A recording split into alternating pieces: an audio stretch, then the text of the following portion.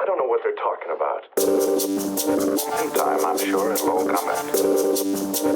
Doctor, my memory is fine. It's my sanity I'm beginning to worry about.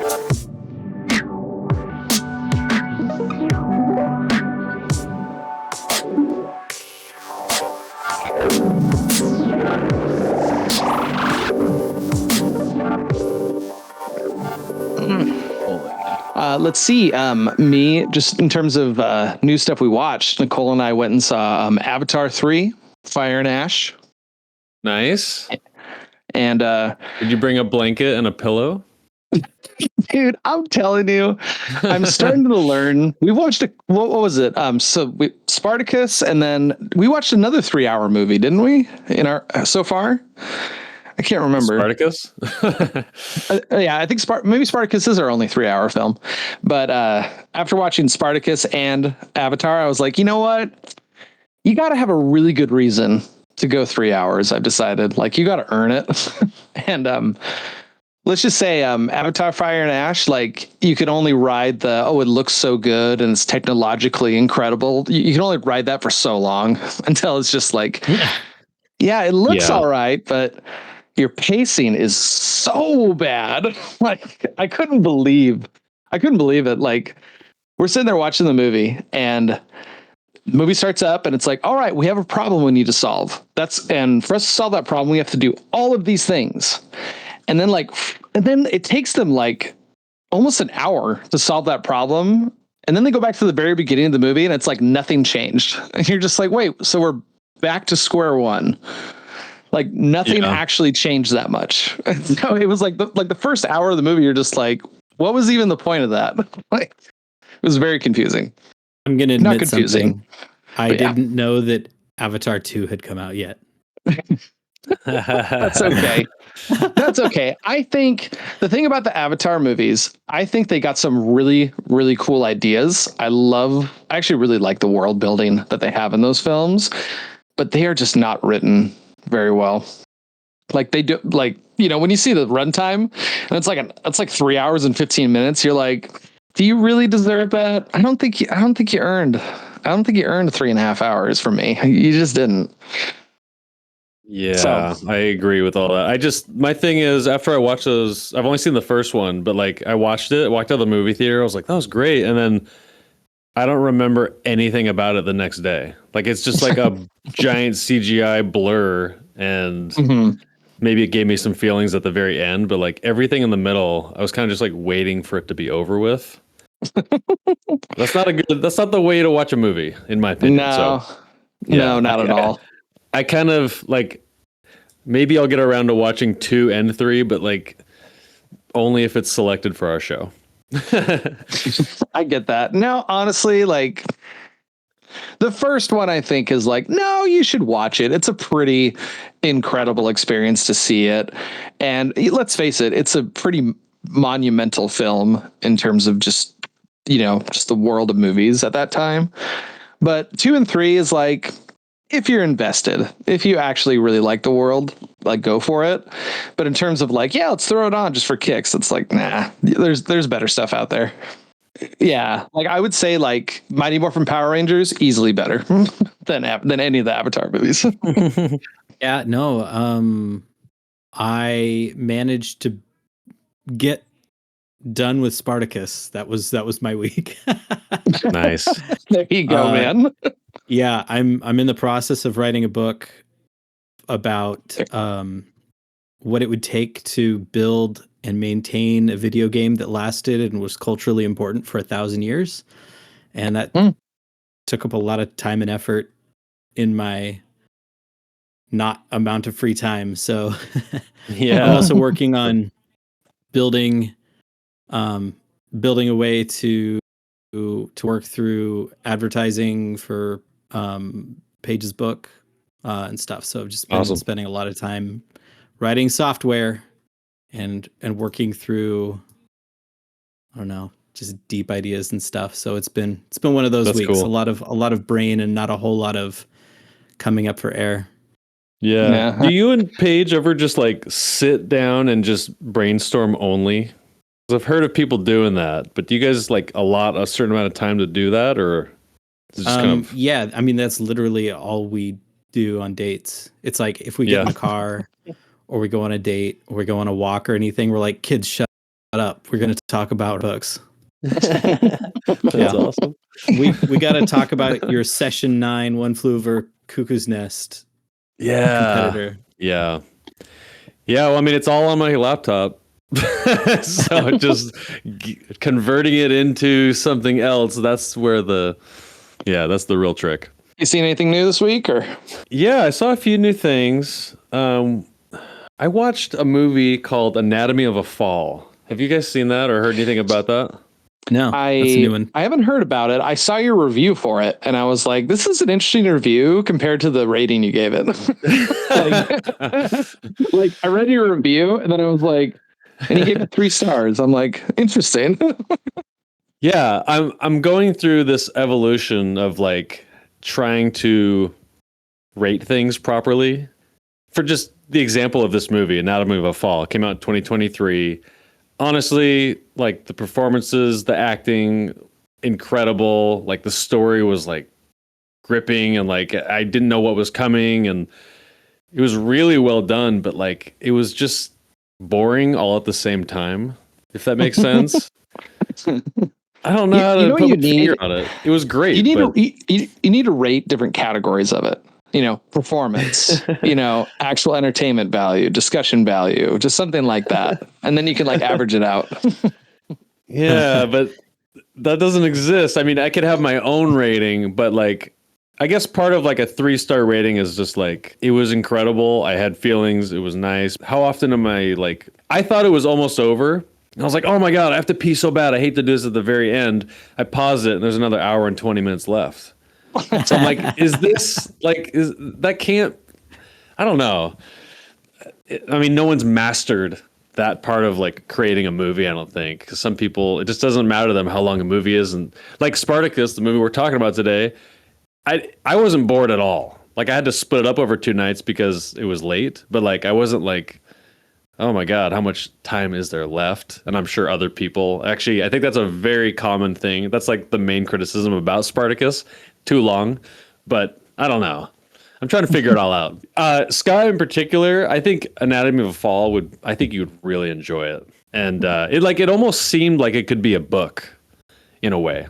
But yeah, that's really all I have. I'm still sort of collecting my thoughts. Usually if I feel like it could have been a book, I check to see if it was a book. And half the time it is. Yeah. I don't think this one was, but I could be wrong. I'm like, this feels kind of comic booky. It doesn't look comic booky, but it's kind of like a comic book pacing or like acting in it. And then I'm like, yeah, based on a graphic novel. Okay, cool. Yeah. There you go. Yeah. Yeah. This was a movie that kind of turns into like a courtroom film also. So it kind of, there's like 3 movies in one. It was really interesting. Mm-hmm. So are you guys like, let's say a movie's coming out and it's based on a book. Are you like, oh, I want to read that book before I see the movie? Or are you the other way around? I thought about this a long time. I'm like out of principle. I'm like, I should read the book first. But I found that the books are just genuinely most of the time better. Like 90% of the time the books are better. And so if I want to enjoy the movie, I should watch the movie first. Yeah, no, that's where I land. What was it? A Night of the Seven Kingdoms from George R. R. Martin and the Song of Ice and Fire books. The first episode of another series just dropped, and I was thinking like, oh, I should read before. And I was like, you know what? I've kind of concluded. I'm like, I like watching it first because then I can judge it on its own merits, and then when I go to read the book, it's just like, oh, this is just better. And it doesn't really like put a negative on the show for me. Like it doesn't apply the negative because I already watched it. Yeah. I think Dune might be like a really good example of this, right? The book is just like, it's a classic for a reason. It's genuinely like really good. And all of the different movie adaptations have good elements in them. And flaws, including the most recent ones, though the most recent ones I think are just so close to capturing the spirit of the book that he just does such a good Denny does such a good job capturing that. But the criticisms that those movies do get are valid, but like it's kind of like if you're a fan of the books and you want something that feels like the books, then watch those movies. But if you watch those movies and then you go read the books, you'll be like, oh my gosh, the movies did a good job, but this world is so deep and I love them more, you know? I've never heard anyone say the movie was better than the book. Is there an outlier? So far, the only one that I can genuinely say that I'm like, no, the movie was better is Catching Fire, which is the second Hunger Games book. Which isn't actually a very big praise, but still, I remember reading the book and I watched the movie and I was like, wow, that movie was way better. Like the book is so like dull and just not very interesting, but the movie made it a lot more exciting. I didn't think this at the time, but I would probably say that Peter Jackson's extended original trilogy for Lord of the Rings are equivalent to Tolkien's books. Ooh. I think they're on par. It's pretty bold. They emphasize different things, but I think that they are both equally good on different scales. So much nerd blood is boiling right now. Oh yeah. I'm sure. Not mine, but I never read the books. I think I started to read The Hobbit, and I was like, I'm going to start at the beginning, and I think I got to like chapter 4 or something. Yeah, I've talked about this with you, Scott, but like I cannot like process like fantasy, fiction. It's so hard for me sometimes. Because I'm so deep in the world of like fantasy novel writing and stuff like that, it's really easy to assume that everyone likes fantasy. Yeah. It's just genuinely not the truth. Most people actually don't. They're like, eh. And there's just a big niche, but it is a niche of people that like worlds that aren't real. And then there's a even bigger niche than that is not even half the population that likes fiction. Most people just don't like stories that are fake. In reality, it's kind of weird. But I mean, we're people that are like talking about fake stories all the time on this podcast. But in reality, most people are just fine with like real humans and real stories about real people. That's interesting because if I'm like, I'd say I'm a visual learner. Like if someone tells me their name, I literally like don't even try to remember it unless I like ask how it's spelled. Like I have to know how it's spelled. Then I see it in my mind and then I can remember it. So then you add like the motion picture, the watching film. I think I from what I've gathered and like I'll talk to other people, I ask them like their favorite movies. I feel like I'm on like a high empathy spectrum when I guess like when I watch movies. Like movies affect me more than most people, I think. Like emotionally. But like those people, they like books more in some situations. So I don't know what that means, but I'm just kind of learning something about myself. No, yeah, I remember I went through a stretch of like I do enjoy fantasy books. I love reading them, but sometimes I went through a long stretch where I had a hard time imagining things in my mind. Like I'd be reading a book and I'm just like, I can't even picture it. Everything's just a blur in my head. And then I remember I made the switch to reading comics and graphic novels because I was like, oh, I don't have to worry about the visuals and all that stuff. I can just read the dialogue and apply it to the characters. And that made it way easier for me to read those books and just enjoy them.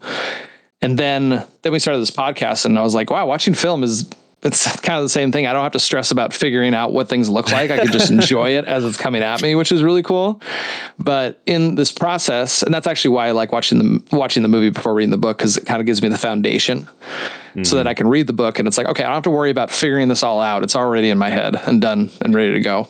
But I was going to say this earlier, but because I've seen a movie first and then tried to read the book, and then like I'm going through it, I'm like, but I already know what happens. And then I lose all motivation to read it. See, that really doesn't stop me because I'm just like, I know the journey to the end is going to be different and it's going to feel different in the book as opposed to the show. Like it's all about the journey. Like I think I've said this before. Like if I get spoiled on something like Dumbledore dying in Harry Potter, it's like, okay, is a big moment, but I want to know why. I want to know how. I want to know what the impact is afterwards. That's what matters to me.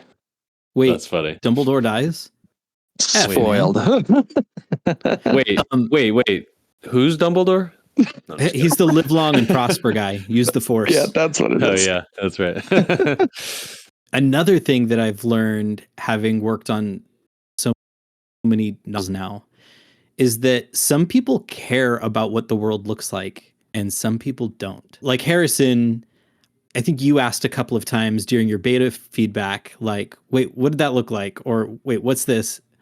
And other people were like, I'm having a really hard time imagining what does that band actually look like, yada, yada. And they're trying to like describe it back and stuff. And I'm like, I mean, functionally, it does the same thing, whether you imagine it the way I imagined it in my head or not, you know? Mhm. And so I think that's really interesting that some people like read books for different reasons, and plot is one of them. To immerse yourself in what the world feels like is another, and the characters' interactions is another, you know, stuff like that. And none of it can be isolated, and that's like the whole book. It wouldn't work. But if you don't balance it right, then you're going to like isolate or alienate people, or like not give them what they're looking for, and they'll get bored and walk away, even though they would like the other parts of the book.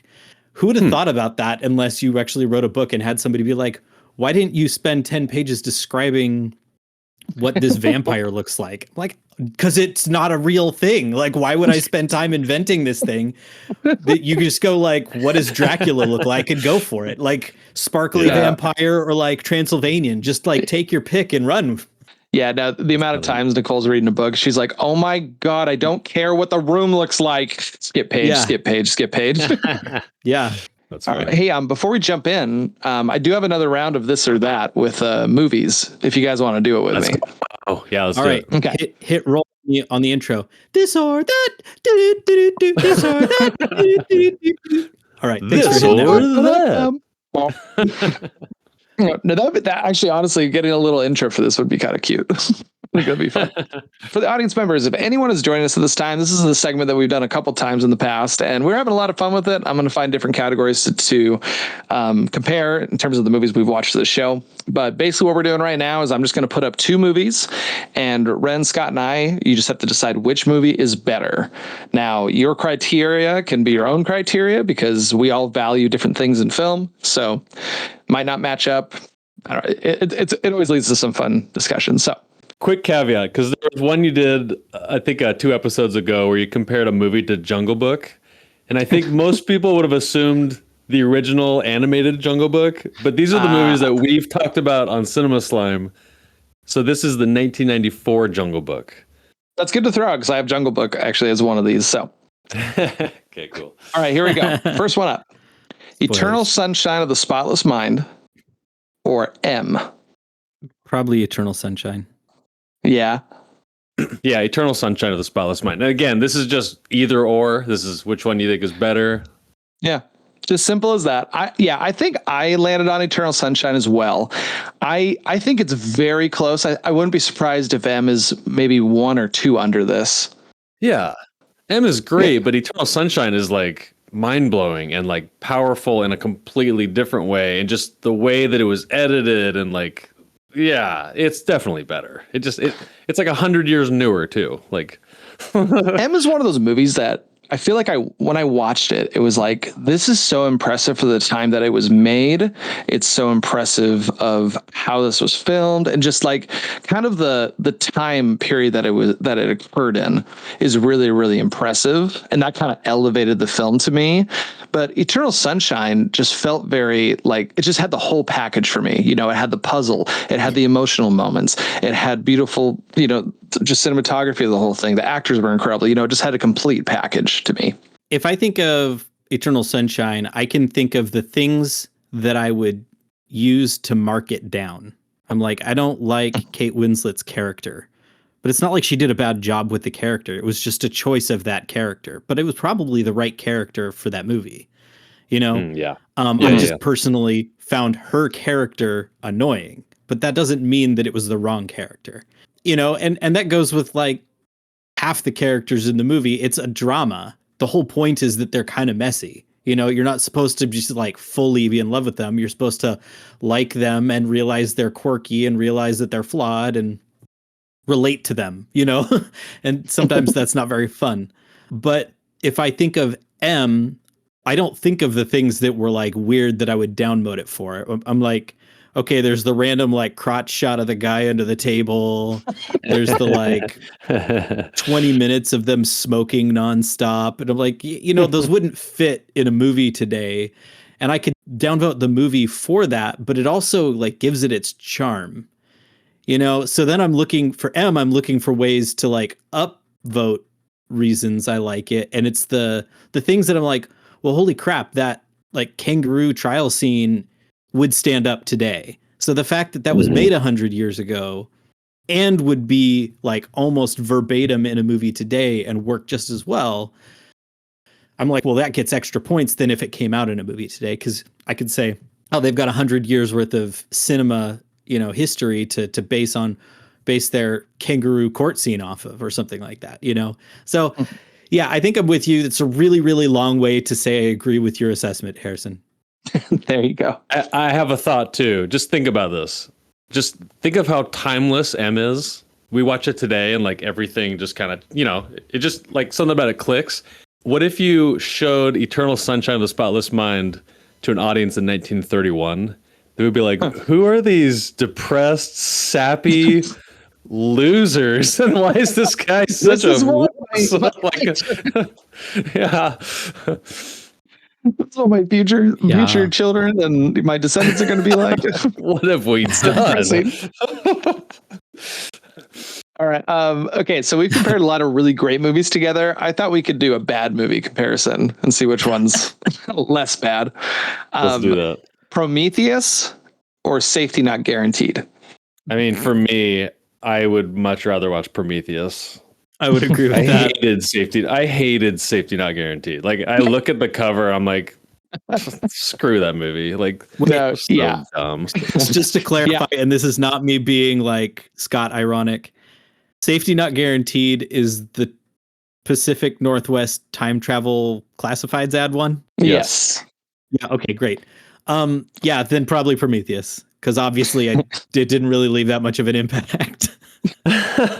Yeah, no, I'm with you guys. I think Prometheus is a better movie because even though Prometheus has a ton of problems, I still kind of walked away from it like, okay, this presents an interesting thing in the Alien franchise and maybe answers questions we didn't really need answers for, but it still leaves an impact on the franchise. And it's interesting to apply that with all the other movies. Safety Not Guaranteed, you kind of watch it and at the end you're just like, okay, like the character, like the dude in the film, Nick or whatever, he's a total a-hole. And I'm pretty sure those two just died at the end of the film. I don't think they actually time traveled. Oh yeah. Why did he have a prosthetic ear? Questions unanswered. Yeah. So dumb. About that, Red. That's such weird. I just don't get it. It's almost, don't talk about my ear. It's almost as annoying as Tim Curry getting the dog poop on his shoe in the beginning of Clue. Like, what? No. I love it. That's what's stuck with you, Red. It's so good. I'm looking for clues, man. Like, that's the best part about a movie. Like the unintentional foreshadow that was pointless. So your poop stepped in nothing burger. Nothing. That's just nothing. Yeah. Okay, so I think the actor we've done the most films of is Bruce Willis. I'm pretty sure, if I'm recalling everything correctly. So let's do two of his movies. Let's go Armageddon or The Fifth Element. Fifth Element. Yeah, Fifth Element. Yeah, like hands down. Hands down. Yeah, no, I'm with you. I think The Fifth Element is better than Armageddon for sure. I think Fifth Element it's just so much more adventurous. It's so much more exciting. It's this whole new world that we get to live in. I'm going to be right back. You guys keep talking, okay? Okay. I have a question for you, Scott. What's if the question is which one is more fun? Which of those two movies would you choose? Fifth Element. I agree. Yeah. Armageddon Let's see. just I'm like, in what scale is Armageddon better? It's a good question. Like I'm having a hard time coming up with one that's actually legit. It has a much better budget. Other than that, it's which has a better budget. Harrison, question for you. Yeah. Out of these two movies, which has a better budget?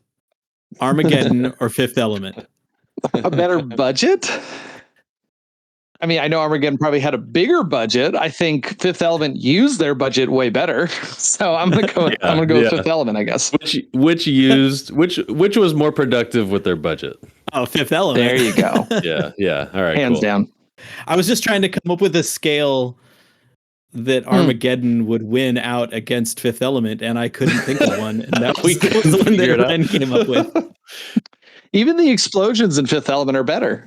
Yeah, the explosions, it's more fun. You got Chris Tucker screaming. Yeah. You have that sweet moment between Corbin Dallas and Lilo. Okay, just so we can get into the movie, and let's get a little bit of a sense of how we feel about Spartacus. Spartacus or the Northman? I did compare some scenes from Spartacus to the Northman because both of them are, like groups of people traveling around and there's like crowd fighting and stuff like that in an ancient setting. And so there were parallels that were kind of make here and there, which we'll get into. But this is kind of like the different categories, hard to compare kind of thing. Yeah. I'm biased, but like when the credits started rolling in The Northman, I thought I was dead. Like I thought I was floating or something. Like that. I'll never forget the first time I watched that movie. But I'm biased because I have a little bit of Norwegian in me, and I just felt like more connected, and like the lineage, like you remember the tree or the scene with all the trees and the roots, and you see the family, all his ancestors and stuff.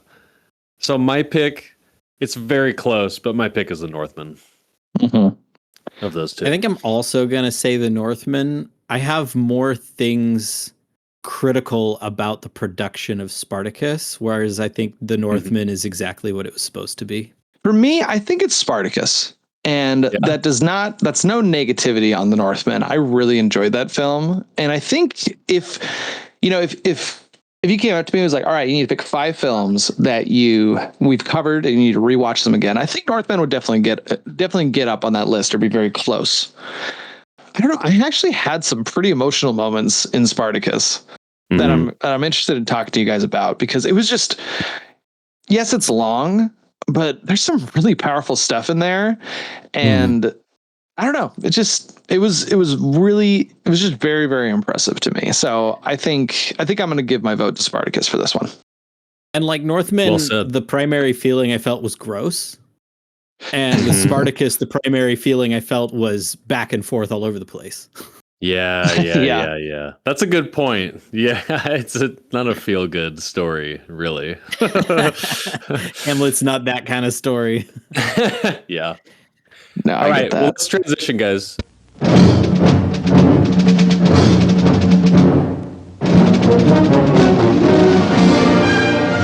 Spartacus, in which the finest cast ever assembled relives one of mankind's most magnificent stories. Starring Kirk Douglas as Spartacus, Laurence Olivier as Crassus, Gene Simmons as the slave Erinia, Charles Lawton as Gracchus, Peter Ustinov as Batiatus, John Gavin as Julius Caesar, and Tony Curtis as Antoninus, in the powerful story of the gladiator rebel who sprang from slavery to challenge the awesome might of Imperial Rome.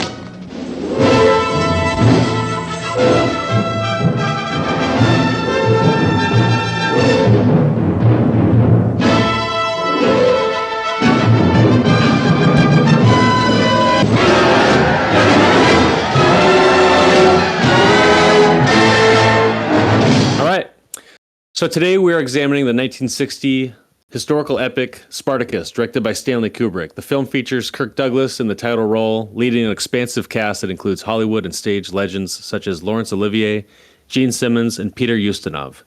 Produced after Douglas famously clashed with and replaced the original director, Anthony Mann, the movie became a landmark for its massive scale and its role in effectively ending the Hollywood Blacklist. It follows the journey of a Thracian slave who leads a massive revolt against the Roman Republic, culminating in some of the most influential battle sequences in cinema history.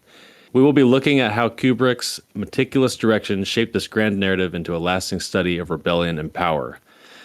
And we did it, folks. Harrison, thanks for helping us break through into the Kubrick veil on this show. And why don't you go? This is on your list. Tell us about your viewing experience. So, whoa, I felt like I was going to cry there for a second. The way I said that. Now, okay, so this movie came from my list, and my history of this film is I just heard the phrase, I'm Spartacus, just kind of growing up and not knowing any context of what that actually meant. Yeah. My viewing experience of this, though, I was just like, this is probably the most like epic movie we've watched. And just the scale of it just blew my mind. To go along with our theme of the cycle of movies for extras, that part really just blew my mind.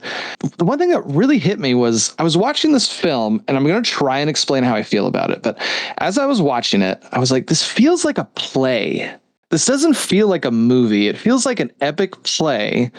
And they know it's a play. Like the way it's being presented isn't like, hey, we're going to try and make this realistic film that's going to make you lose all concept of like where you're sitting at on your couch. Like, it's not trying to pull us in. It was just like, hey, we're going to present this incredible, amazing story that is going to just seep into your brain and is just going to blow your mind. And it just felt so different than any other film, especially there's a handful of scenes in the film where you're watching it and you're like, okay, this is obviously a set piece. Like think like Star Trek, like when they land on a planet, it's just kind of got this like look about it. And this film had that same look, but it felt so grand and so like a presentation to me. Mm-hmm. And for some reason, it just hit me a lot harder that if it gave it more of a purpose in a sense of like, we have a story to tell, we have a message we want to send, and here's our presentation to how we're going to tell this story and send that message to everyone watching this film. Let's see, I watched it a couple days ago and just stewed on it. And then this morning, I actually watched it a second time and I just turned it on 2x speed just to kind of crank through it quicker. But just going through it, even just at that pace, I was just like, this is so incredible. It's like, I just kept catching little things that during that 2x speed watch through, was like, oh my gosh, the way he started the film is the way he ended the film, and just like little things like that. And I was just really impressed with this film overall. And I'm very glad I watched it. And it's very quickly becoming a film that I'm like, have you seen Spartacus? Okay, you should watch it. Sit down and watch it right now. I'm going to go on record also say that everyone does need to watch this movie. This is definitely like a take it or leave it kind of movie. I think that this movie is super important in a lot of ways. The message is good. The presentation is good. The impact of it, the Stanley Kubrick-ness of it, the Kirk Douglas-ness of it. There's just so much about this movie that it's pretty landmarky. And I think that no matter what you like in movies, there's going to be something in it that you do relate with. I was surprised at being a fairly clean film, how many punches they didn't pull, especially for being a 1960 movie that wasn't, supposed to be a gritty movie per se. I also am surprised that Kirk Douglas's real name is Isser Hershurlovich Danielovich. And for some reason, he changed that to Kirk Douglas. For some reason, it's a lot easier to write that on credits, I guess. Just to interrupt you for a second, I just want to say this: like, when was the last time you saw a chin like that? Like those, you don't see chins like that anymore. Literally never. Never. I was staring at it for half the movie. I was just like, man, those just aren't around no more. I was like, man, I've seen a ton of movies with Kirk Douglas in it. And then I realized that I hadn't. I'd just seen Michael Douglas movies. Yeah, I know. I keep getting them mixed up. And then there's another one in the family also. I keep getting them all like Michael Douglas, Kirk Douglas, and then there's another one, Emilio Estevez, or they're like all related. I forget how. That's funny. Yeah, I hadn't thought of Emilio Estevez, but that face is a Douglas face. Oh yeah. That's just something about it. I'm also gonna right off the bat say that my favorite character in this whole movie is also, none of the names mean anything to me. I'm not a Roman name. None of these names stuck. everyone was Gracchus, Nacus, Antoninitis, and so I'm going to be referring to people by their like roles or whatever. Spartacus, I remember, but that's about it. The guy that owned the gladiator like training, I loved that character, and I loved the way he did it. He was such a like cowardly, socially important, not necessarily conniving evil person, but he had this like character growth throughout the whole film, and he felt very relatable even though he was not like a relatable character. Like, I don't know, I just loved the writing for him, and I loved his portrayal of it. It was weird, like hands down, like by a strong margin, he was my favorite character. Just off that, I'll just throw this out there. It's something I learned, but that's Peter Ustinov. He won a Oscar for this role, Best Supporting Actor. And I was curious if either of you recognize his voice from anything else. No, but I'm so excited. He's Prince John from Robin Hood, the cartoon. What? Are you kidding me? Oh my God. Dude. Robin Hood. Yeah, and next time you hear him talk, if you watch Spartacus again, you'll know. You'll place it with it. It's perfect. Dude, I'm gonna watch Robin Hood like right now. Love that movie. So Ustinov, he is the only actor in any Stanley Kubrick movie that was given the green light to just improv. So a lot of his writing is like just him like going for it. Interesting. And rewriting stuff by himself, and it totally shows. And you just confirmed it by what you said. But I watched this movie for the first time a few years back. This was I was just like, all right, I've seen everything I've seen from Kubrick is incredible. I'm gonna go back, and I've seen all of them. This was an interesting watch, and I just gotta say, like, it was an okay movie at the time when I first saw it. I thought it was kind of cool. But revisiting this movie, the 4K version is literally stunning. Whatever version I saw before, it did not have the firepower that this one did. It was a Blu-ray, but it wasn't like 4K. And now I'm like, I understand. Like, I've like found religion. Like anything 4K, dude, I want to watch it. Like anything in 4K. It looks amazing. I think I also want to add the caveat to that this film was filmed on 70 millimeter in 1960, and the 4K restoration you watched was restored in 1996 or 91 or something like that. And they went back and they did like 6K scans on the original 70 millimeter before it like decayed and disappeared, so that we could carry it forward at a really high, stupid high resolution rate.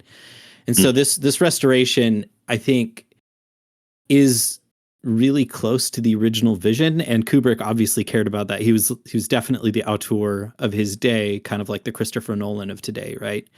He really cared about the camera, he cared about the medium, he cared about the fidelity and what you could do with the different kinds of film and whatnot. And so I think seeing it as close to that vision as possible is what's giving you those vibes. But golly, can you imagine seeing this on a 70 millimeter projector?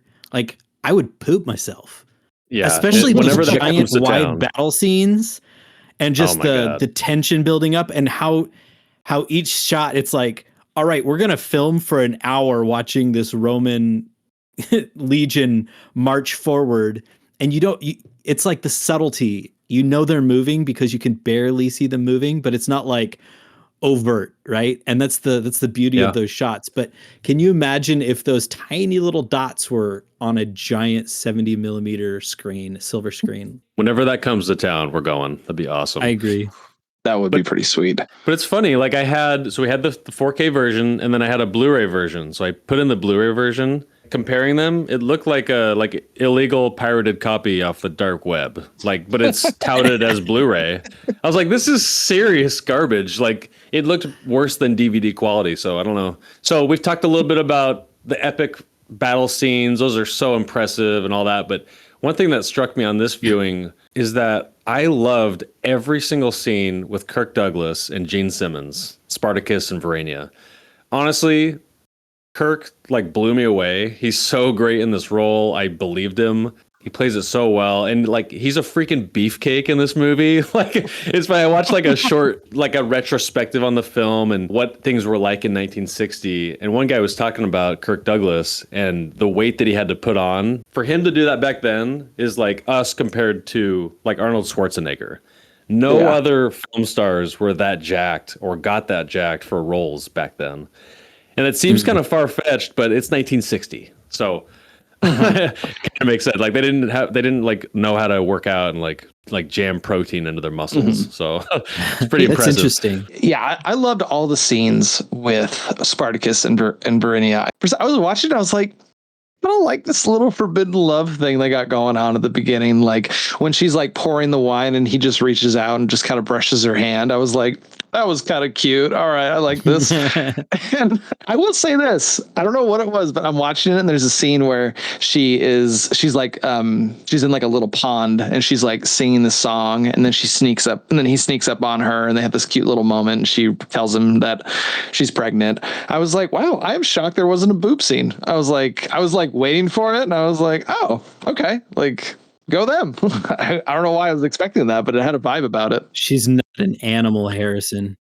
I liked all their scenes together, and just that, especially that ending scene when she's at his feet while he's crucified up there. It was just like really heart wrenching. Just pulled my heart out, threw it on the ground. Kind of a moment. If you enjoy watching our show on Spotify or YouTube and you want to be more involved, we encourage you to please come check out our Patreon community.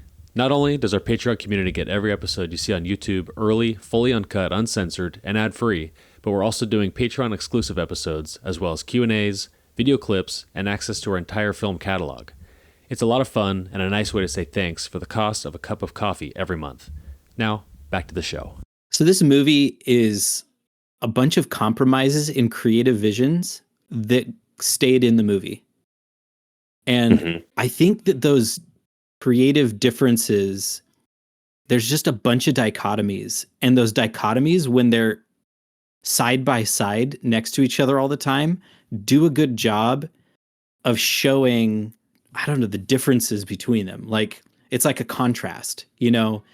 If you have gray and white right next to each other, gray is really contrasted compared to white. But if you have like white and black next to each other, then that gray doesn't look super contrasty, you know?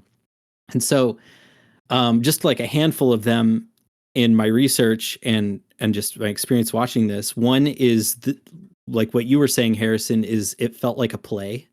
All of the stuff with the Roman senators and inside the houses and the political intrigue and stuff like that, all of those could, like, without any change, be part of a play. You just put it on there, a very simple set, couple extras, very heavy on dialogue, very philosophical. And, you know, all of the drama that comes from that is all from the interplay between people, you know. And then you've got everything with Kirk Douglas and everything outside, and it's Stanley Kubrick to the T, you know, big wide shots, very epic cinematography, filming through slats to, you know, show confinement and stuff like that. The high and low shots and all that kind of stuff. And it makes Kirk Douglas come across as this like very action-oriented hero, whereas all the Roman senators and stuff are really stodgy, and they speak with this like 10 Commandments kind of dialogue that just doesn't work. But then Kirk Douglas just talks like a normal human being. And so do all of the slaves, you know, they just talk like normal people, you know, and stuff. And I find, and then I learned all of the creative differences that, like, Kubrick really distanced himself away from this movie later in his career because he just kind of felt like a hired gun. This is his only film in his entire career that he didn't have full creative control over. Like, once again, like making that comparison to Christopher Nolan, if you can imagine Christopher Nolan coming in and then taking over directing another movie that was halfway being made just to get it across the finish line, Nolan would be like, I mean, it's not my movie. I just finished it. And it's not what I wanted it to be. I would have started from scratch. Like, it's pretty well documented that if you're on a Nolan movie, you read his script exactly And that's what goes in the movie. There's no improv, stuff like that. So very similar, like kind of directing style in that regard. But in this movie, Kirk Douglas was the one that was calling the creative shots. And so Kubrick and the original director, Mann, right? That's his name? Yeah, Anthony Mann. Yeah, the original director, Anthony Mann, was fired because Kirk Douglas and him had butted heads so many times. And Douglas was the main producer and he was the main actor and he was the hot shot and he wanted it to be a, Hollywood hero movie. And Anthony Mann wanted it to be really accurate to the book. And those two things was like too big of a creative difference. And Kubrick came in and kind of found a compromise where he made it still darker than what Kirk Douglas wanted it to be. But then it just means that you've got these dichotomies of like, well, that's not a very Kubrick kind of character. And that's not a very Kubrick kind of script. But it's got all of his signature fingerprints in his production. But then it's like split between what the original script writer wrote with the very stodgy, very epic, classic kind of dialogue. And then Kubrick coming in and Douglas coming in and making the script a whole lot more natural feeling for those elements. So all of those pieces together really makes this movie almost like fascinating to study because it's not the same thing constantly. It's not a cohesive movie, and that almost makes it work better to realize that the Romans and the slaves are just different worlds, completely different worlds. Yeah, it's really interesting. As you were talking, I was just thinking just about Kubrick and I find it interesting that he distanced himself from this because it's so like awesome. I think it was so crucial for him later because he vowed to like never not have complete control ever again after this. Right. That scene where they removed it from the original theatrical release, but where the oysters and snails scene. Yeah, exactly. That was removed. A tremendously uncomfortable scene, and I was like, "Are they actually talking about what I think they're talking about?" Yeah. And did they know Anton Innes like his answers, and then that was the trigger for him to like run away. I was like, "Oh my gosh, this is such an interesting, downplayed, subtle scene that I'm glad was put back in." I mean, it's so powerful in describing Crassus, whatever. They're all the same. Yeah. Crassus. Laurence Olivier. Yeah, his character, and without it, like his character's not as developed. So I'm glad that it was put back in. So interesting thing about the scene they put back, but Tony Curtis, the other guy playing opposite of him, Laurence Olivier passed away. Tony Curtis came in like the 90s when they restored that footage. So a 60-year-old Tony Curtis is voicing himself, and then they grabbed Anthony Hopkins, who is famous for his mimicry, but he was also in a Broadway version of Spartacus, and he voiced Laurence Olivier's character. Interesting. And if you know that, so next time you watch it, it's actually really obvious, but I didn't catch it without knowing that. So once you know, you can't unhear it. Interesting. Yeah, I'm down to watch that part. Yeah. One thing that really struck me on this viewing, Alex North's score. And every time there's a scene with Spartacus and Verania, there's this repeated motif. I can't remember how it goes, but it's like 3 or 4 notes and just kind of repeats every time. The little violin motif. Yeah, it's like, da-na-na-na. I don't even remember, but it's really, I found it interesting. I was watching the movie with headphones on, and there's a scene where Laurence Olivier, he's trying, he has Verania in his house as his slave, and he's trying to like steal or seduce her. And really lightly, you can hear that motif playing, kind of in like an eerie version of it. And then later it does it again when Crassus, he's telling Spartacus, he's like, "Your wife and baby are my slaves. They're in my house right now." And then you can hear it playing. It's like creepy. I'm like, oh, I love that, dude. Just like a little texture that like you probably didn't. I don't know if you guys noticed it. I the only reason I don't know if you heard it is because I had my headphones on. It was really quiet. Yeah, no, I didn't hear that, but stuff like that just blows my mind that they thought to do that. It's so cool. Just moments, things like that make me really go, okay, there's people out there who are so passionate about this that they think of things like that. So this movie just gets better the more I learn about it, the more we talk about it. I wonder when that I guess I had assumed for no particular reason that like character theme motif was invented by John Williams. There we go. Golly. By John Williams in Star Wars. And that was its earliest thing because it was so obvious. And then it's been reused because it was like, well, that was really, really useful across a trilogy, right?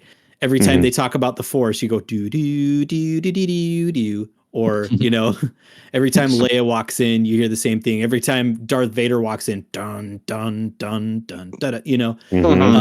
It really just sets the tone for what scene you're in automatically, and you can shortcut so much information with a motif like that you can then play off of and then build an entire orchestral piece around a specific motif and have it be at different moods and speeds and melodies. It's a joyful version of that motif, a sad version of that motif.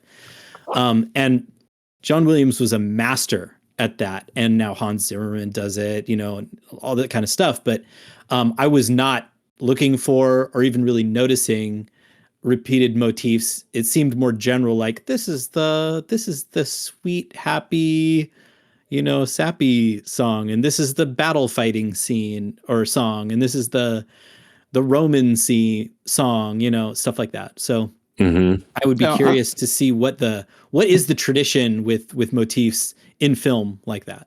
When did it start, and when did it develop, and when did it become what it is? Now, I'll tell you what.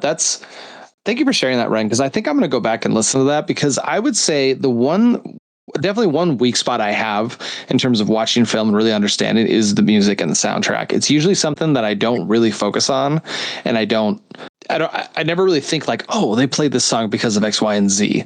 You know, that usually doesn't click in my head. So I'm interested to go back and listen to this and just really just kind of think about it a little more. So thanks for sharing that. I had a note here of just like, we just have so much time away from when this was released, but just not like, I wasn't able to realize like the firepower in this movie. It has a lot of great performances, but I didn't realize like how cool Ian Curtis is, who plays Antoninus. There's only one other movie I've seen with him in it, but it's The Sweet Smell of Success. Came out 3 years prior. Honestly, the dialogue, the writing, mind blowing. Excellent. We should add that to the list of a movie to watch. It's really great. But deep diving on Ian Curtis just a little bit. I thought this was cool, but Ian Curtis literally like invented cool. Like when he came on the scene, he's most famous, or one of the things he's famous for is he was like one of the first movie actors to do a coif in his hair, to like kind of puff it up. Like literally, like he kind of like invented that. And because of him doing it, James Dean copied him and changed the history of pop culture forever. I thought that was really cool. But when he came on and agreed to do the film, like it like elevated everything, and everyone like kind of, I mean, you got Kirk Douglas, Ian Curtis, Stanley Kubrick's coming in. Like just when you think of how epic this movie was, just to be like the premiere in the 60s, like I bet it was just unbelievably cool. I was thinking about an award that I want to give to like some of the movies that we're watching, and I want to give this award to the actor John Dahl. And the name of this award is the Most Punchable Face Award. So John Dahl is Marcus Publius Glabrus. He's one of the Roman like senator guys who he like tries to like grab Verenia's ankles. Do you remember that guy? Yeah. He just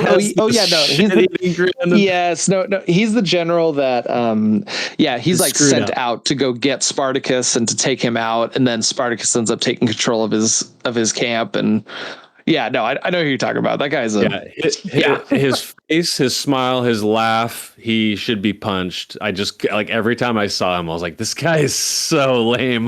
But award goes to him, like, for sure. He'd be like on the board in at the top of the tower in RoboCop. He's that yes, it's so true.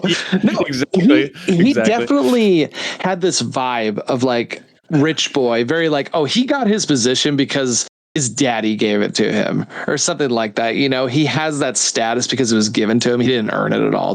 That's definitely the vibe he had. He sucked. He did suck big time.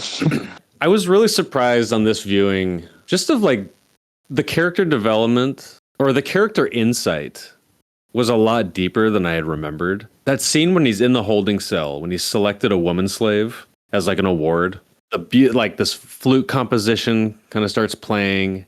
He's in a trance with Verena. She walks in there and he softly like kind of touches her neck, brushes her shoulders, lifts her hair, and then he says that he's never been with a woman before.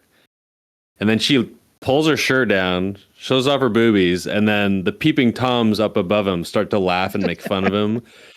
And then that scene where he's just, I'm not an animal. And then she says, neither am I. And she puts her clothes back on. I thought that was really good because like he could have taken advantage of the situation, but he's the hero of this movie that kind of falls back on these morals. Like he has like a code.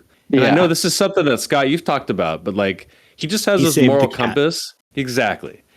And he has this philosophy and he refrains from his desires. He's a noble and great man. And that's just a trait of people that are like that. And I thought it was a really cool way to show what type of person he is, even though he's a slave and he's, trained to kill.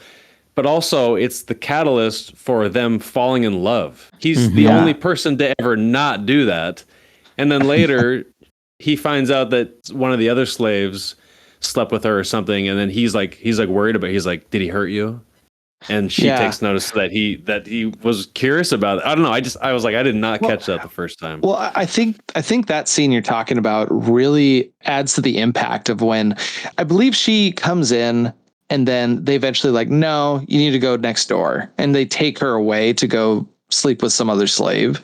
And it's like the next door and he can hear the guy laughing like, oh, come in here, And I feel like it just really, like when that happened, I was like, oh, dude, that is the most torturous thing in the world to go through, to be in love with someone and to, hear them having to sleep with the guy next door and, go through that terrible experience. Like that really just punched me in the throat. Oh, man. I had the opportunity to watch this with my boys, at least the first like 30 minutes. And dude, so just the overture, right? And then the credits, basically. yeah. So after the overture, yeah. Skip forward. Oh, the intermission. Okay. Yeah. So the slave revolt scene is so awesome. Dude, it like starts off with that guy getting drowned in that big pot of soup. I was like, dude, this is awesome. And there's some really cool things. Like there's a part where they grab this like big block to like break down one of the gate. The gates. Yeah. Yeah. And the camera, so it shows them break through the gate. It backs up. You see them with the big weighted thing to break through the gate. And then they hit it. And then it doesn't break open. Then they back up and the camera moves with it. And then for the final push to go through the gate, it follows it. And then boom, it transitions.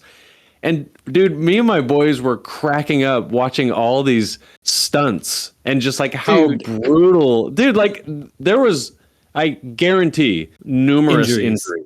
Yeah. I mean, like that giant wrought iron gate, like falling on people and stuff. And that wasn't the only time in this movie. Yeah. No. And like even in the big fight scene at the very end, like there's people like jumping over logs that are on fire. And I'm just like, wait a minute. Like this is actual people like getting crushed, getting burned. It's crazy. You lay on the ground. We're going to roll this giant hay bale over you that's on fire. Yep.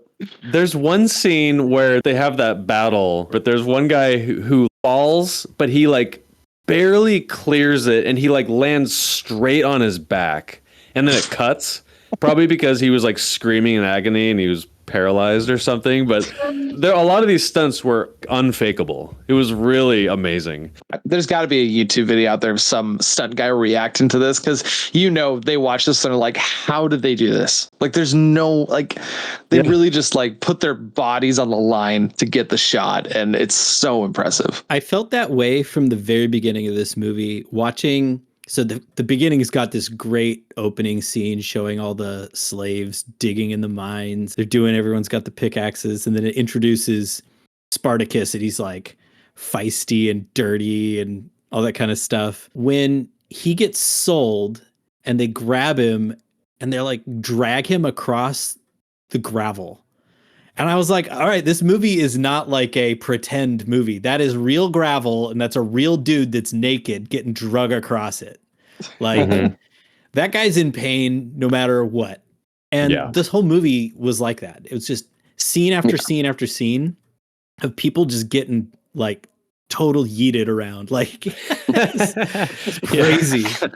Now, one thing I'll also say in regards to that gladiator, like that scene where they have Spartacus fight and they're spectating it. The actors spectating the fight, they did such an incredible job of kind of the uppers and the lowers. Like the moment that made me just go like, wow, these people think of these gladiators as just total pieces of shit and just no, they're not, their lives aren't worth anything, is the guy with the spear has it to Spartacus's throat and he like pauses and the gal like does the thumbs down to like kill him. And then he doesn't do it. And she goes, what now? And she said it like, oh, the Wi-Fi's down. Like, you know, like what's wrong? Like, why can't we get this over with? It just really set in stone. Like, oh, okay. These are two totally different classes of people. And the way that they treat the uppers treat the lowers is just, it's just so diabolical and terrible. Like I loved that scene. It was so uncomfortable because you were living two completely different worlds back and forth. Yeah. You know, it was these two people don't want to kill each other. They've had a previous dialogue about don't be my friend so that I don't have to care when I have to kill you. And the fact that he does care and he doesn't kill him and sacrifices his own life was like so powerful. Tremendously beautiful scene. It set Spartacus off on his journey of my life is not my own anymore. Like I have a higher ideal to live towards because I have a debt to repay to this guy that I can't pay it back to. So he pays it forward the whole rest of the movie. Fantastic scene. You also have Varinia, who's sitting there like just like biting her nails. This one guy that she loves is like gonna die because clearly he's gonna die. Like he's not that good of a fighter, you know, like he's good, but he's not that good, right? So you know he's going to die. And then you've got the owner of the gladiator shop who's like, this is the worst thing that's happening for my business. And I can't say no for all of the political social reasons, but I can't say yes for all of the political social reasons on two different classes. So he's the translator between them. And then you've got the additional layer of what you were talking about, the uppers sitting there having not just one conversation, paying attention to the fight. They're not even like paying attention. They're just like, oh, go kill each other. And they're like talking about like, okay, now you're the leader of the garrison. And they're like, I really think the one with the trident's going to win. You know, stuff like that. It's just like oh my gosh, there were so many layers in that scene that you could only portray in a film. And it was amazing. That was such a good scene. So, okay, just real quick. This movie did something so different feeling than other movies. At least, okay, I'm thinking Hunger Games. There's, you know, that whole franchise is all about putting kids in an arena and watching them get killed. The thing is, when you watch those movies, it's like, oh, these people are obviously the bad guys and they're portrayed as just these mustache twirling, like terrible people. And it feels like they're being evil just because they're in a dystopian world kind of a thing. But I feel like this one, like I'm watching Spartacus, I'm watching them have that conversation while the gladiators are fighting, and you're like, these people are genuinely having conversation about a promotion while people are killing each other. Like it felt so much more genuine and not mustache twirling. It's just like, no, that's just the way it is. Like they view these slaves as nothing and not worth it. You know, it's just mind blowing to me. Hawkins was like, that's evil. You know what? That's a moment you can look at your son and go, all right, I did one thing right. That's so good. No, and then, oh man, I'll tell you what, I think my favorite moment in this whole movie really is the revolt happens and Varinia is getting shipped off somewhere, and the guy running the gladiator school, I think his name is, what's his name? Titus, I think. Like the revolt's coming, one of his slave comes up and is like, hey, there's trouble in the garrison, and the guy's like, okay, we'll go take care of it.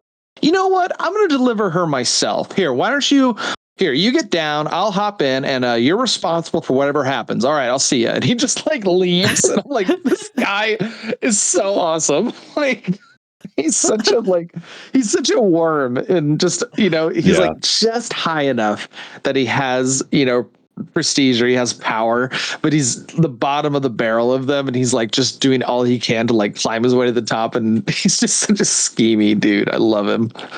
There was a part where Spartacus is it's like the night before the battle, and he's like looking at all of everyone on his team, all the fellow slaves and everything, and he just sees like the families, like the little girl is asking her mom, like when do we get to go home? And she's like, go to sleep. And he's just like absorbing it all and like taking it all in. He's just like knows that like we're probably all gonna die. Like, and they're all willing to die, and that's why they're gonna win, because they're all willing to die to do it. That part was really cool. And then mixed, so like I'm like you guys. I've always known this. I'm Spartacus. Like we've always heard that, but that scene before the battle, and then you leading up to the most epic I'm Spartacus, that scene is just like it got me. Like I got emotional. I was like, oh man, usually like this is like a funny thing online, but it was so good. I love that part. Tremendously powerful. I mean, it's the I'm Guy Fawkes from V for Vendetta. Everyone, it's like this is the group rising up against the individual sadists. This is about the people anonymously have a collective good that's greater than whatever your conniving shit is. Oh, just one more thing though, but that leading to those long shots, just sprawling, all the dead, everyone just dead, just laying, just side by side. Dude, that was dark and epic. I think one of the big reasons that scene, the I'm Spartacus scene, and the scene before that, just the Field of the Dead people, I think one of the reasons it's so impactful is they did a great job of not, there's so many extras in this film, but they picked out these individual people within this army to kind of just have little moments with. Like we consistently see that old couple walking around or being in the fight. We consistently the cute, see ugly old people.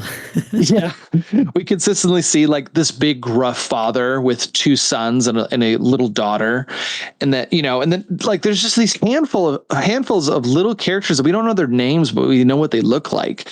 And then when it's going through the Field of the Dead, you see those people, and you get these little punches as you see the bodies of the father with his two sons and the little girl, the old couple still curled up with each other as they lay there dead.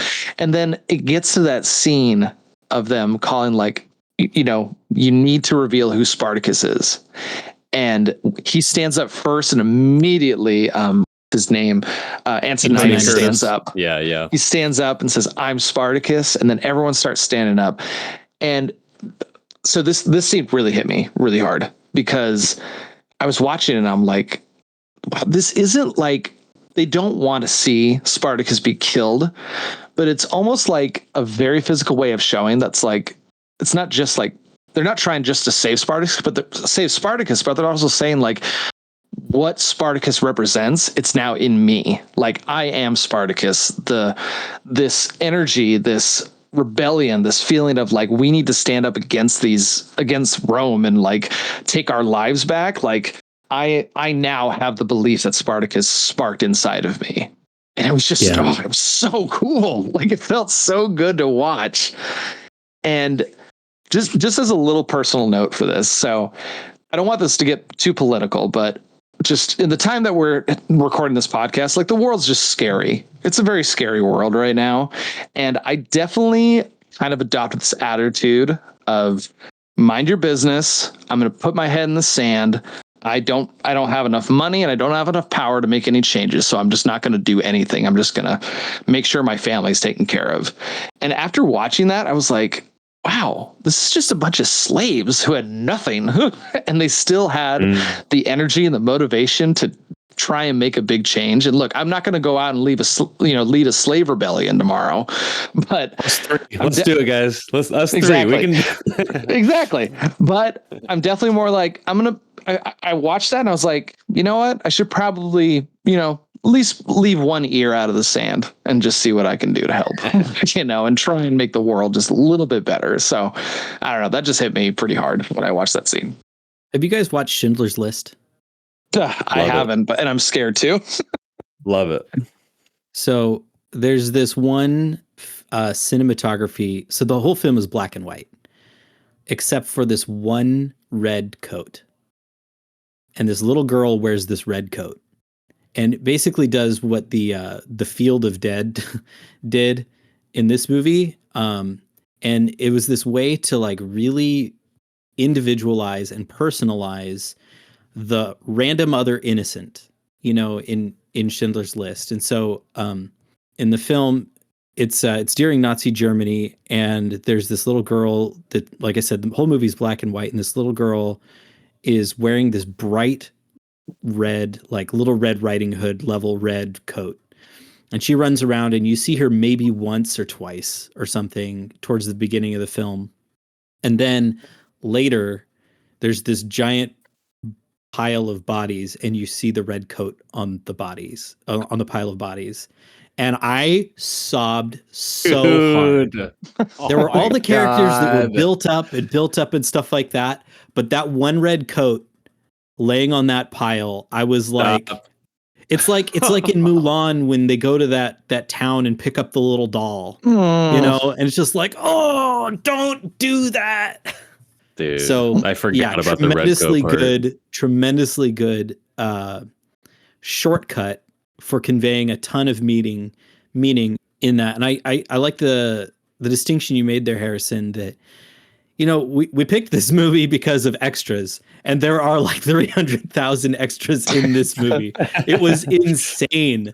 The wide shots, just seeing like, that's like 3,000 people running across that field right now. And there was like 7 or 8 of those shots, and they were great. They all served that purpose really well. It felt very like Prince of Egypt or something like that. Just the whole children of Israel escaping Egypt or something at the time. But live action and not CG generated. This wasn't Lord of the Rings, a bunch of, intelligent little NPCs doing little fights. This was like, the random girl and the gruff dad. They're like, all right, we need everyone, we'll pay you and give you a sandwich for this shot today. Just run across this field when we say so. Hey, everybody, just popping in real quick. If you could hit that like and subscribe button, that would really help us out a lot. But either way, let's get back to the show. The scale and the individualism is another dichotomy in this movie that I think was balanced really well, that I don't think was initially part of the original script, but I think that was a Kubrick way of conveying his grandness, his auteur touch on the cinematography, while also keeping it down to very personal story between Spartacus, Verinia, and Gracchus. And whoever this wormy senator is that ends up killing himself in the end for the greater good. Like, he was a good guy in the end, but I hated him, but he was also really kind of awesome at the end. One thing I actually really like about that senator, I think he did a really good job of just the hypocrisy and the circus of everything. Like, there's two good moments in there where the first time he does something like this is they walk out of the Senate, and he goes to get a chicken from a vendor, and he's like, all right, we'll go and sacrifice this for the good of Rome. And I think it's Julius Caesar is with him, and he says whoa, I didn't think you believed in that. And he's like, personally, I don't believe in any gods, but for the public, I believe in all of them. Yeah. I was just like, sounds about right. And then he's talking to the gladiator dealer guy, and he's trying to sell Verinia to him, and he's like, no, she's too skinny for you. And he's like, no, I love all women. Look at all the women around here, all different sizes. And, I don't take them as a wife because I wouldn't want to, ruin the vows of marriage or something like that. And you're just like, oh my God, dude. Yes, you're so noble.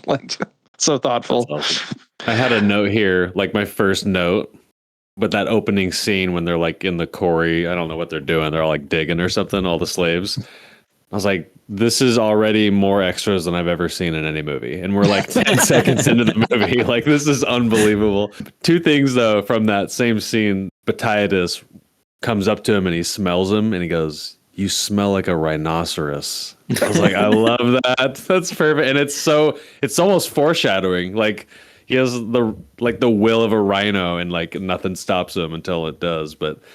And then one thing that they acknowledge that I thought was really smart, but how perfect Kirk Douglas's teeth are, and one of the other Roman soldiers just was like, yeah, the best thing about him that he has going for him are his teeth. I was like, oh, that's good, because otherwise it would just totally stick out. Yeah.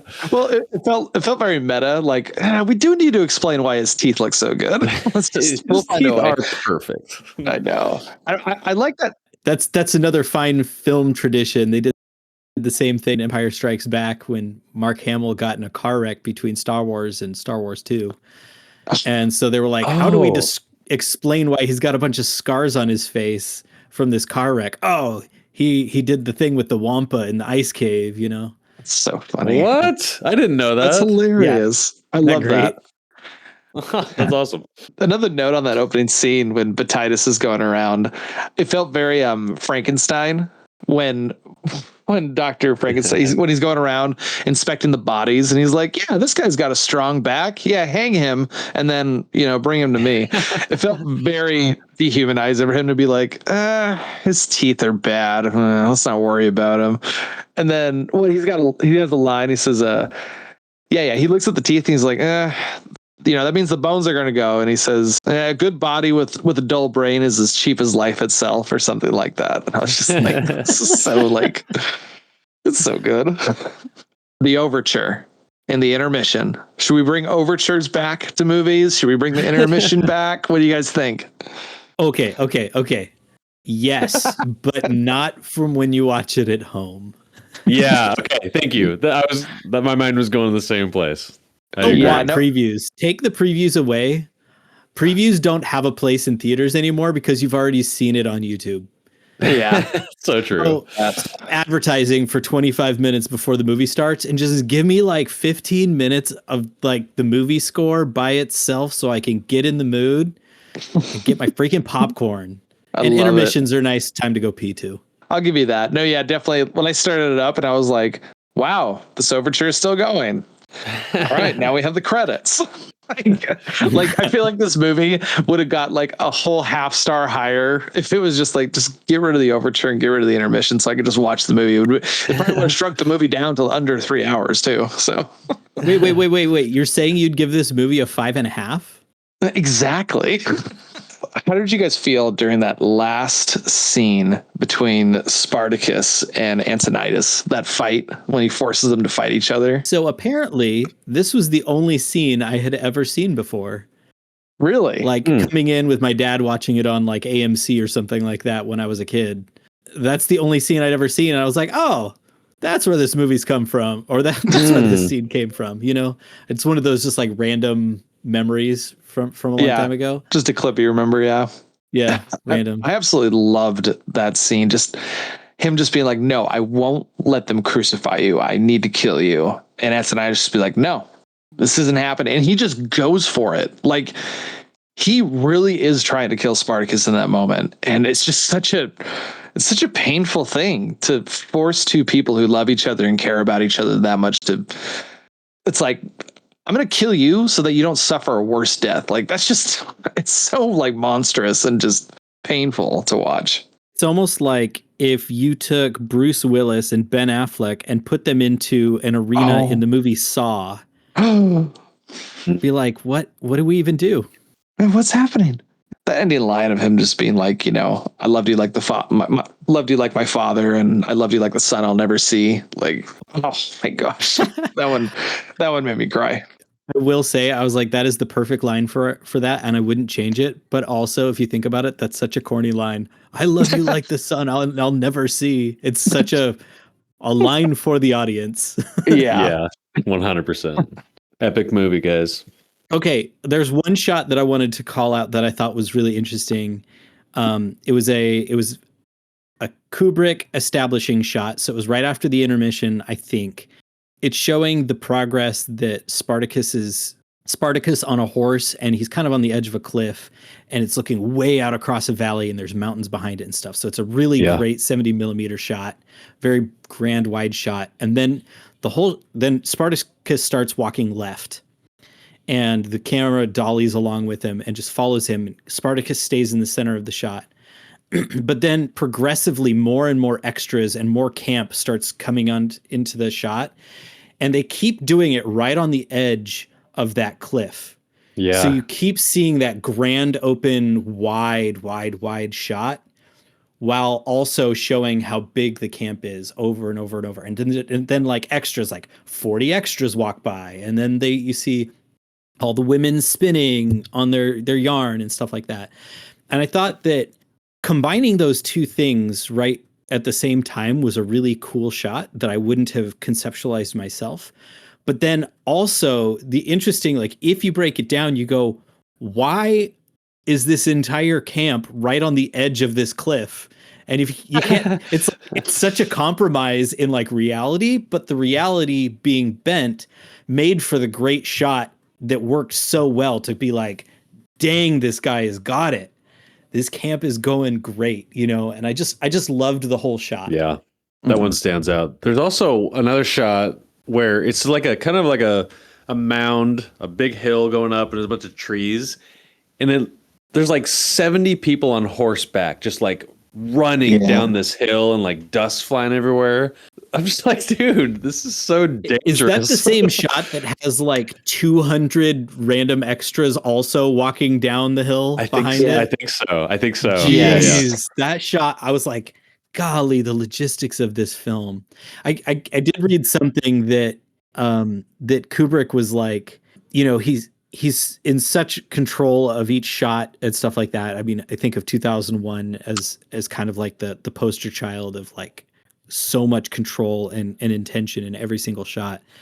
But this movie must have been so much logistics that it's kind of like you plan it right and hope it works, and then you use what you got, and you can't reshoot that thing like Kubrick would have wanted to do. Because how do you get all 900 of those people to go back and restart that? You know, it would be nighttime. Insane. This kind of leads into it, but that battle scene, like the epic battle scene with all those actors, I found out that when they filmed that, they went to Spain and they like used 8,000 soldiers from the Spanish army to do that. They rehearsed it for 6 weeks, and then they filmed it for another 6 weeks. I'm just like, dude, how? That's impossible. It's mind-boggling. It was like I had like I don't know why. I just felt I was like showing my kids this. I'm like, look at this. They can't do this anymore. And they were like, whoa. They totally blew their minds, and it's just so pleasing to look at. It's wild. I'm glad that it blew their mind. You didn't have that moment where they're like, well, what's this old movie? And you're just like, you don't get it, man. Like, shut up. Crazy. I did have a moment like that because I told you this, Scott, but I was like, I think our kids are going to be glad that we're done watching Spartacus, because randomly throughout the day, I'll just be like, I'm Spartacus. She's just like, stop saying that. I'm Spartacus. Love it. I love comparing. I mean, there's just not very many epic movies, right? Like, I can think of like a handful, and you guys chip in with the few that you know of. I like Spartacus, 10 Commandments, Lawrence of Arabia, Ben-Hur. You know, there are all these older films, and it's like I'm hoping that Christopher Nolan's Odyssey captures this epic feel. Yeah. Because if anybody could do it today, it would be him. But there's really just not epic movies like this. They just don't have the scope. They have like the character scope, you know, like I've heard people call, you know, the Avengers trilogy, or I don't know, saga, whatever you call it, you know, up through man, I can't think of his name right now. The purple dude. Dang. Thanos. Yeah, the whole Thanos. So like the Avengers Thanos arc is an epic, and I would agree that on scale it is, but in presentation, it's not quite there. It doesn't have this feel of like, dude, how did you do that? Well, I think part of it is just like hold on, let me finish my the thought. There is like, I think the closest is Lord of the Rings, but even that doesn't feel the same because the intention is different, you know? And so much of the epicness is CG, and it's really good CG but it's supposed to be kind of fake feeling. Like the elves aren't supposed to feel like raggedy slaves. They're supposed to be like 3,000-year-old people that are like perfectly in sync and stuff like that. And they capture that really well against this horde of orcs or whatever. And it's close, but there's something just truly magnificent about these old, like, how about instead of saying no, we just do it anyway? Mhm. And you don't see that in movies anymore. You just don't see that. So anyway, go ahead, Harrison. I'm sure other people have said this, but honestly, like modern movies, like green screens and blue screens and all that CGI I watch, it feels like a crutch. Like it feels like something they could just lean on. That's just like, well, like we don't know what this background's actually going to look like. Let's just throw them on green screen. We'll figure it out in post, you know? And these grand epic movies that we just listed, it's like they couldn't do that. They had to present this giant ass set. They had to get in 300,000 extras to film that shot, you know, like it feels so much more intentional. Whereas I love the MCU and I love, you know, the Infinity War saga and all that, but I definitely watch it and there's moments where it's just like, wow, this is a great grand epic battle that's going on. But, you know, in the back of my head, it's just like, yeah, I mean, it's just a big green screen though. Oh Yeah. And look, I'm not throwing any shade at visual artists. Like you guys are killing it, 100% killing it, but it just doesn't have the same impact that Spartacus has in terms of scale and grandness. Yeah. And realness. Yes. You know, like you can't drag a 3D version of the Hulk across gravel and have it feel like Kirk Douglas being drug across gravel. Right. Yeah. That's true. I love the fact that the Senate have their own little cubbies. Just like these little, like when Crassus gets up to leave, there's just all these little cubbies on the wall. And I'm just like, that's so funny just to think of like, all right, let's go, you know, decide the fate of the world. Here's my cubby. Man. I really, really, really wish that when they had sentenced that guy to walk 400 miles without any water or whatever, if he just like gone and grabbed his little yellow Sonic backpack and like his lunchbox, put on his shoes and left. Cash, like on one of like his first days of school, he goes to this new school and the teacher's like, all right, here's all your little cubbies. And then we like walk out of the room and Cash looks over at me. He's like, don't ever say cubby around me ever again. I was like, I think that's so funny. There's just that, it's just that word you can't get over. I am 10 years old. It's not cubby anymore. Cubby. Oh my gosh. I really loved all the training scenes. It felt very Star Trek-y. Like the one where they're just like, there's like two like covered knives like spinning above them and below them, and they have to jump over it and not hit their head on the other one. Yeah, and then they take the sheath off of it, and it's like a real knife, and you're like, oh, or what? There's another one where they're like doing this obstacle course, and they get to this one section where there's just these rocks hanging midair, and they have to like run around them and like dodge them, and you're just like, what is that doing? Like, I feel like it's not actually like increasing their like, I don't know, like their strength. You know what it's doing? It's making them What? scared of running into rocks. There you go. That would suck. Doing the Spartan race, not the Spartacus race. The Spartan There race. you go. I love the scene where Titus is like, they tell him like, hey, Crassus and all these big important people are coming. He's like, oh my gosh. Okay. What do we do? Okay. Get the second best wine we have. No. Get the best wine we have, but little goblets. Just like, just him being such a cheapskate about the whole thing. He's like just trying to present a front to these people so that he can get what he wants out of them, but not actually hurt his, you know, hurt himself or like put himself back. It's so good. It's a good insight to who he really is. Yeah, most definitely. You know, I think one of the redeeming things about him is that he's actually genuinely good at what he does. Yeah, no, it's true. Like, you know, you're watching and you're like, oh, he's a cheapskate and he's trying to, and he's a worm, and he's a coward, crawl his way to the top. But it's like, no, he's actually good at this. He actually creates gladiators and trains to be the best of the best. That is morally reprehensible to our American sensibilities, and I agree with that. You know, being reprehensible, but the fact that he is really good at it is just kind of nice that he's not just like a total worm. Like he's actually really tried to get where he is, and you can tell he's pretty self-made. I have a note here. Spartacus finds out that Verenia is pregnant. By the way, she gave birth to that baby magically, and then she's like laying on the baby when they find her in that pile of dead people. That was wild to me. I was like, wait, is that can't be her baby? Wait, when did that happen? That's a really big baby. Yeah.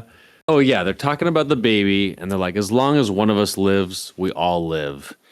And then in that last scene where she walks up to Spartacus as he's hung up, she says something just like, "It's okay, please die, like please die, and his legacy can continue on from here on out." And I don't know, it was really powerful. I totally forgot about the last shot where they kind of just ride off into the sunset, going past all those crucified slaves. Right off into the crucified sunset there. Yeah, that was dark. Yeah. Interesting thing about that shot is apparently Kubrick was like, no, that shot, like, it should not be that, you know, she escapes and survives and stuff. Like the ending in the book and what Anthony Mann and what Kubrick wanted to do was, the whole point is that revolutions are necessary, but sometimes it doesn't work. But the idea still propagates even if it doesn't work. And that was Kirk Douglas like, shut up, we're going to do it.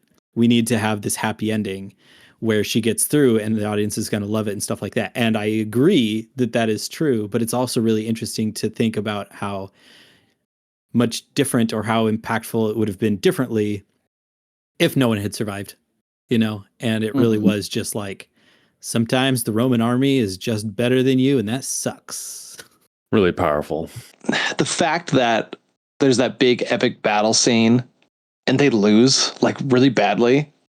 I don't know. Like when they lost, I was like, yeah, that sounds about right. Honestly, like they're surrounded on all sides. The Roman army is actually trained to fight in a war as opposed to most of these guys who know how to fight one-on-one, or, you know, it's just a bunch of people, disorganized people, basically, that Spartacus is doing his best to organize.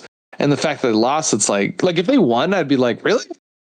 Like, did they actually, like, how did they actually win that? You know? Yeah, this isn't the Battle of the Six Armies where magically the dwarves come and help you in the end. Like, exactly. Let's jump into our slimy scenes. It's your film. I think you start. Yeah. Man, I don't want to pick the Spartacus scene because it's just so obvious. I think I'm just going to go the scene right before that. I'm going to go with the Field of the Dead scene of just that moment where the battle's over and Crassus is walking around and you get to see the individual people that we've seen clips of in the past, you know, living in this, you know, slave rebellion that Spartacus has started. And just the fact that you're watching, you're like, those are all real people laying down in this shot. There's no like CGI. There's no fakeness about this. This is a million extras laying on the ground and then filming it. It's just incredible to me. When I finish this movie, because the biggest complaint is it's long, and it definitely is. I think if I just take out if I just remove the intermission, remove the overture and the opening credits and just kind of push those aside and smush it all together, I have to give it a 5. Because really my only complaint is that it's a little long. But if you just take out those parts and just really focus on the rest, on the film part of it, yeah, it's 5 out of 5 for me. And I love this movie. Right on. You go, Scott. Take it, Ren. Okay, fine, I'll do it. Okay. No, I'll do it. Shut up. Okay, you go.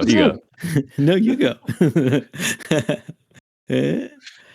Yeah, no. Slimiest scene for me, I think, is when Spartacus comes back to the training camp by himself, and he's alone on the horse, and he walks into his old cell area, and you see the rope where the guy was hung upside down on, and he's like cut down, and the body's gone. But it was like Spartacus came back for that.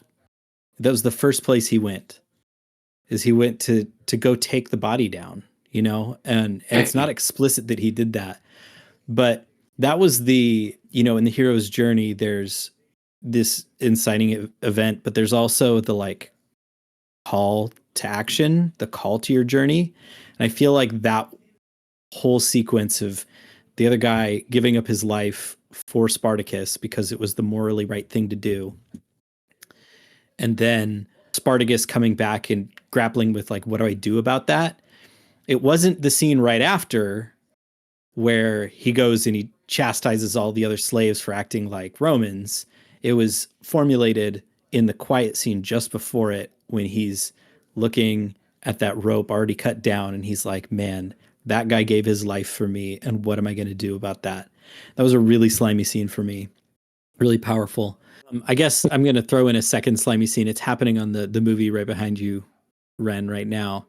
This is the scene that made me think of the Northman, when like the Northman has so many like town raids, berserker raids, just like slaughtering people and burning huts down and stuff like that. And this had a lot of those vibes, but it had none of the gross. You know, and I was like, oh, so you can do the same thing and it doesn't be gross. So they made it gross in the Northman on purpose. Robert Eggers. Yeah. So I think I'm going to give it a 4.5. And the half gets docked not because of length, but because of my modern sensibility wishes that this movie was more actor accurate. I wanted the Romans to have like Roman accents or speak Roman, whatever, Italian, pre-Italian, you know, like ancient Italian. I wanted them like this guy, the punchable in the face guy, who's just like the most American guy ever in this movie. And everyone else kind of had like either a fake or real British accent or something like that, or it worked, or they were giving stage presentations. And he was just like, I'm a dude from America. I'm from Texas, Arkansas, you know, California or something. I don't know, whatever it is. But I think that if everything were the same and we just had a modern like dialect coach come in and clean up the American to make it more accurate for the setting, this would be a 5.5 for real. But otherwise, it's basically a 5. It's just a 1960s 5, so it gets docked a point or half a point for not. I get that. Not for people not knowing that that's a thing that mattered. That's well said. You know, I was like, because like when it was over, I was like, I think it's a 4.5, but it's got to be a 5. But like, I don't know what I would fix or change, but I think I think you're right. If we could just change that, modernize it. And there's one character who's basically like doing blackface. I think he's like one of the pirate guys. I think he's supposed to look like Middle Eastern or something, but he's definitely a white actor. But that's just sign of the times. So my slimiest scene, I think I'm going to have to pick, other than the obvious ones, is the scene where Spartacus is waiting with Draba in that wooden holding box. Oh, man. Yeah. So they're about to go into battle to the death, and we're in there with them, hearing all of the slashing sound effects of the other two slaves going at it. It like bumps into the box, and then the door opens, and then you see the so-called winner, and he doesn't look happy. He doesn't look satisfied, accomplished. He looks miserable, and they just drag the dead guy away, and now it's their turn.